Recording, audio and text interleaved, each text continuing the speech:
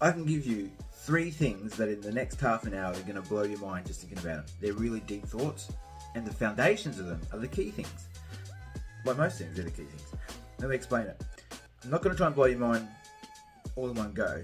It's in 3 stages. But I'm also allowing you to blow your own mind because you did the work. This is what's cool about it. It's like a neuro life technique that I've developed. And it's 3 things that have started the foundations, basically. You. Okay. First one is understanding when someone says to you, what's light? Head towards the light. You have to go through the darkness to get to the light. And the thing is that everyone sort of has their own metaphor for this. Right? I've got my own metaphor, and I can elaborate a little bit about that, which is exploring things within yourself that make you feel uncomfortable and are a bit dark, maybe morbid, that sort of don't feel like you.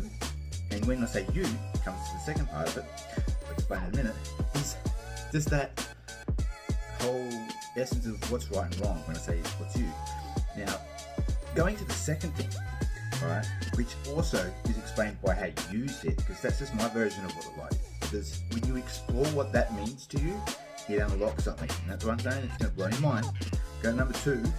Now, the really cool thing about this is that, again, you unlock this. You need to remember that you unlock this.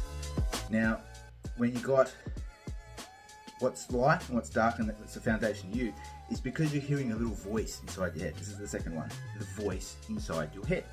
And it's like, I don't have voices inside my head. I mean, not the ones that, if you say maybe have a problem like schizophrenia or some sort of psychotic disorder where it's a voice telling you to do something and it doesn't go away and it ruminates. Not that kind. The kind that sort of says, if you do this, something bad's going to happen. And you don't do it, and you don't do it, but you just keep hearing it and you're thinking, what, it feels good, I'm going to do it, or it might make me some money, I'm going to do it.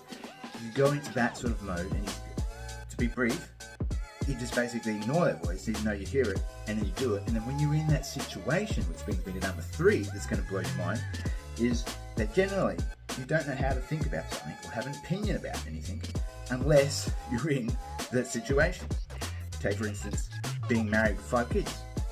How would someone 16 understand what they would do in the situation if they were that? And it's something to you there that you sort of go, reflect about how your parents, if you had any, did things with you, and what you want to do with your kids that's different. And why is it different? Because of that little voice. Now, not everyone says they hear it, and that's okay, because maybe you haven't been taught the technique to hear it, and that's where I come in. I'll let you understand that there's a voice there, and you can hear it. It might be quiet, for some people it's very loud, and like I said, sometimes they go to the point where you're psychotic, and that's imbalanced in your head, and you'll hear voices and compelled to do things which have really strong connections to your brain. It's similar to sort of like epileptic, when everything's getting firing at once and you hear it too much and you sort of like, what's the word, crash, so to speak. These are to the level that's almost there, but the mind's just dealing with how it can, which is psychotic disorders. But when I say that, those 3 things are the foundation for being able to understand something that's going to blow your mind. I want to say blow your mind. If you think about what's light and going through the darkness means to you, that's that whole exploring places that make you feel uncomfortable, that you might need to not get rid of them, integrate them into your life and use them as a fuel. Sort of like you get angry all the time, or you steal something. Use that skill to sort of, or energy, and motivate yourself to do something else. And the cool thing is about it that you get to decide what that is, and it's generally to that voice. And like I said, if I can teach you to listen to that little voice, getting the second one, which is, it's kind of mind-bending to think about it by itself, but number 2, which is the foundation of you, is that, like I'm saying, hearing that voice.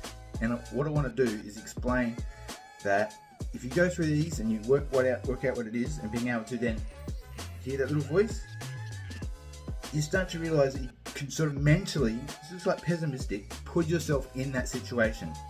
And I want to wrap this up in less than 5 minutes, but if you can put yourself in that situation mentally and start training yourself to do that, that's how you learn to hear that voice and go, what would I do? And then you understand your values based on basically what you're saying you would change about how you were if you're raised by a kid, all those sort of deep thoughts that you start going, and you start making a list. Journal it, write it down, do whatever you got to do to remember these things, because they're key for you. And that's why I said I'd blow your mind